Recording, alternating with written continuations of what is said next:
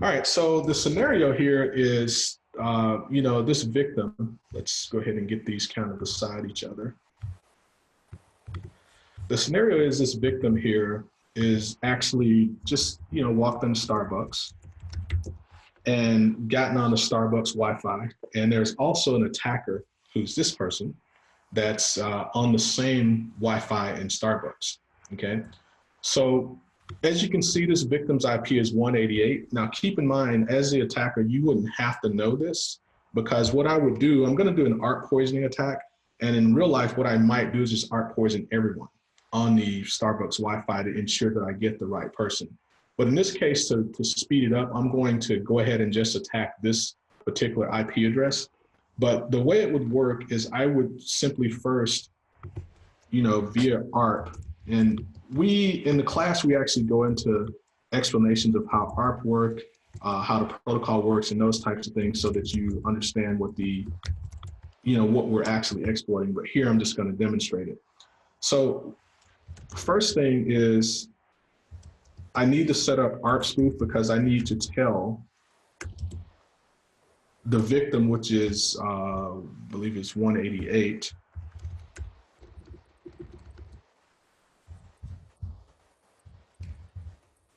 that I'm the gateway, which is .2.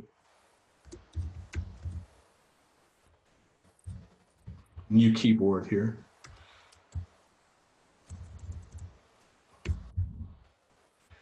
And then simultaneously, I will need to tell the gateway that I'm the victim. So I'll need to have both these running at the same time.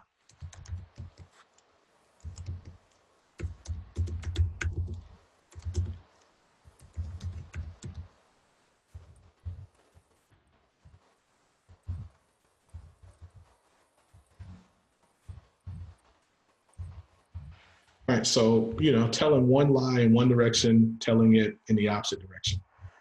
In order for this to work, I will also need to turn on something called IP forwarding, which basically makes my man-in-the-middle machine here act like a router. Now, to show you this work, we're going to just ping the gateway from here. And ping is just a way to reach out and touch it. And we're going to do that continuously, all right? And while that's going on, I want to also show you that in this machine's ARP cache, because I want you to actually see the poison happen, we can see that .2 is at this MAC address. And that's going to be part of the poison. We're going to, actually write over that with some bogus information. So the first thing you'll see happen is as I start the poison, let me make sure my forwarding is not on yet.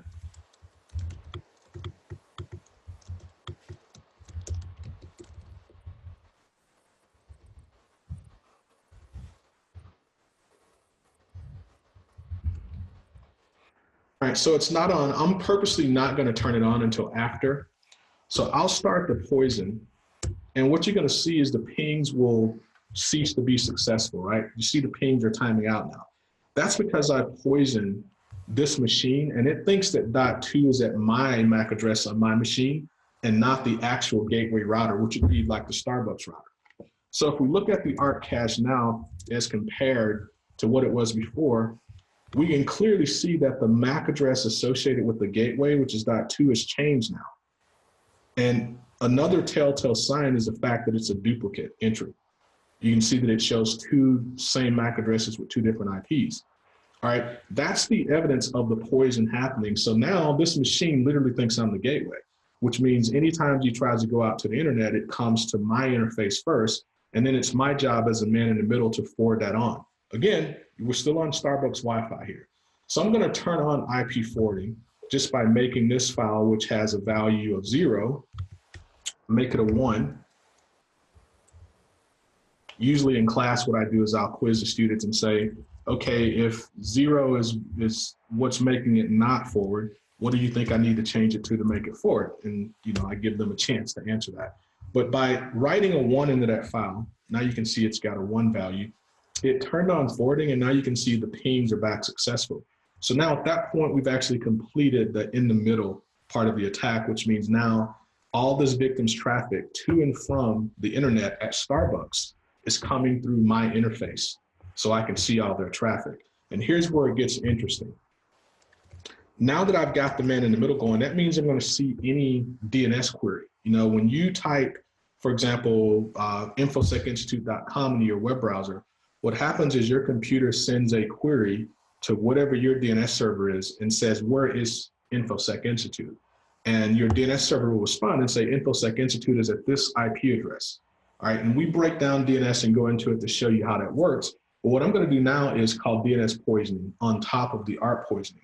So I'm going to look for any queries for Facebook, and then I'm going to respond on behalf of the real DNS server out there, because remember, I'm in the middle, and lie to the victim and tell it Facebook is at this IP address, which is 141, which is mine. And to do that, it's pretty simple. I'm just going to create a host file here named Camille. I'm going to say that Facebook, because we're framing you for all the hacks today, Camille. So you're going to. Oh, thank you. Yeah, absolutely. So we're going to say that Facebook is at 141.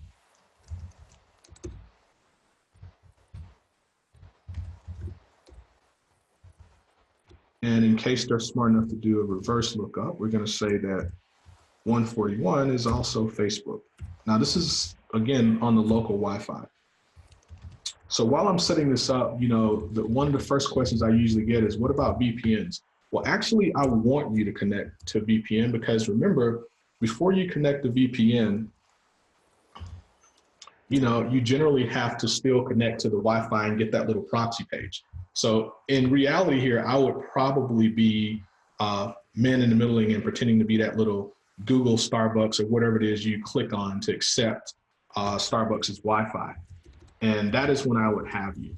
Now, in this particular instance, I'm going to run the DNS spoof tool and point it at my Camille file, okay? My MacBook is sensitive, or my iMac is sensitive about sniffing, so I have to get permission to do it. So now that we've got this set up, watch what happens when the victim tries to ping Facebook.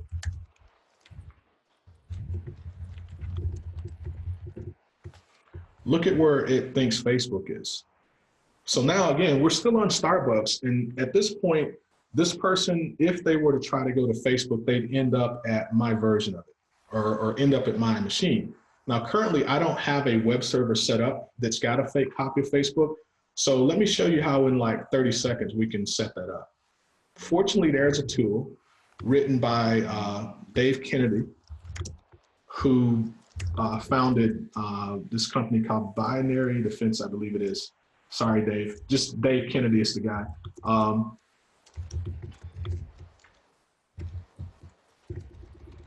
Social Engineers Toolkit. All right, and what it does is it automates the process of setting this up, setting up the fake website.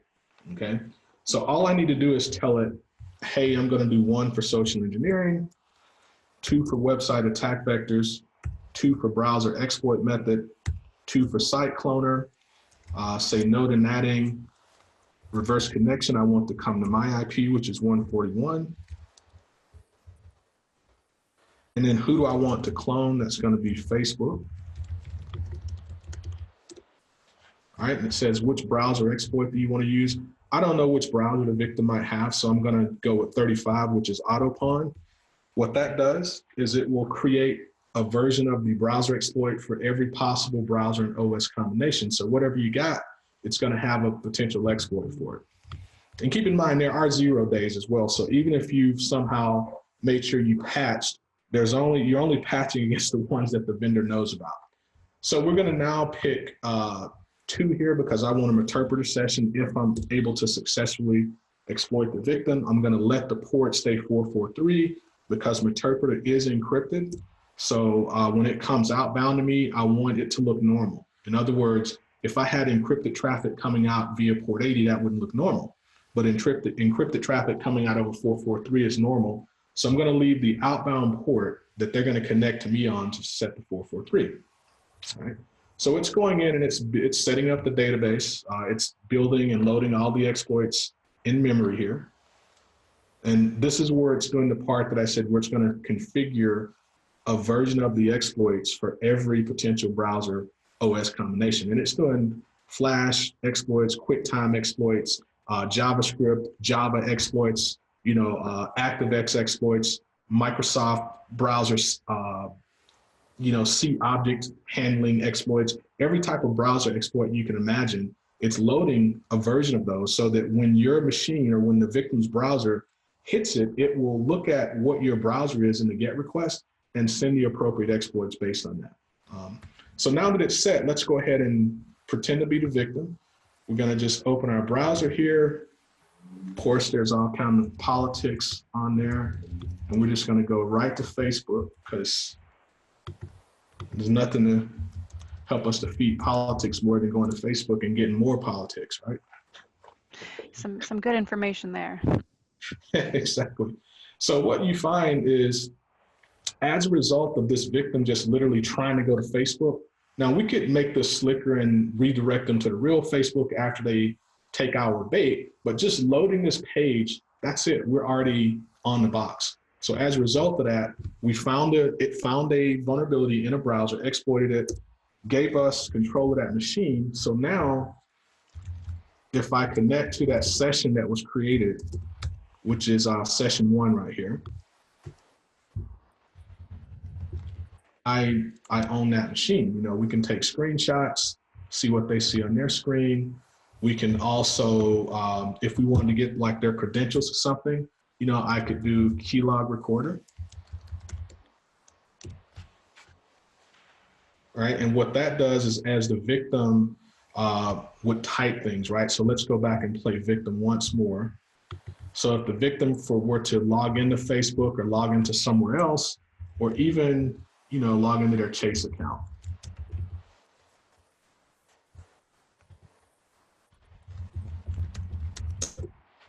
And I'm not picking on Chase here. This is bank agnostic. Like there's not specific to any one bank here. So if I logged into my bank account, by going to that, finding the login button, wherever it may be. All right, it's taking a minute to load because the browser's not happy about what we just did to it. But let's just type some other stuff. So let's pretend Camille is typing a email to Jeff. Jeff, I think Keatron hacked me and framed you for it. Can you check your logs? Camille, all right? So we send that email or whatever the case may be. If we, I didn't take the time to actually load an email client here, but I think this serves a purpose. So we pretend like we send that email. We go back over to the play attacker again. We stop the keylog recording. It says, hey, I saved all keystrokes from that machine to this text file. Well, guess what? If we go now and read that text file on our hacker machine, what we see is the keystrokes that Camille entered on that machine. There's the browse to Chase. There's a message she typed up. I think Keatron framed me for it, blah, blah, blah. So whatever she types is going to show up in this text file. And that's just scratching the surface. So this is literally one of the classic labs that I walk students through in, I think, day 3 of the ethical hacking course. This is a lab that I walk them through, teach them how to do this, make them do it a few times so that they're sure that they got the steps down. And then we dive into the, the technology and why it works and that type of thing. So that's why you don't ever use public Wi-Fi. You always use Wi-Fi or use internet that you control. If you're traveling or something like that, you want to just use your phone, tether your phone to your laptop or something of that nature, because using public Wi-Fi, this could very easily happen to you. And again, VPNs don't help you. VPNs only give you confidentiality. VPNs don't stop you from getting exploited if you hit a malicious site that's got like browser 0 days in it. So the solution here is simple. Don't use public Wi-Fi if you have an option. And if you're an important enough employee to be using VPNs that frequently, then you should be able to get approval for them to pay for broadband or something for you on your mobile device. And you can even get it inside your mobile device as well. But that's kind of how you would mitigate that. There's other things that would keep this from happening on your corporate network. But remember, attackers don't stop attacking you when you go to get off your corporate network. When you go to these public places, that's where you're more vulnerable.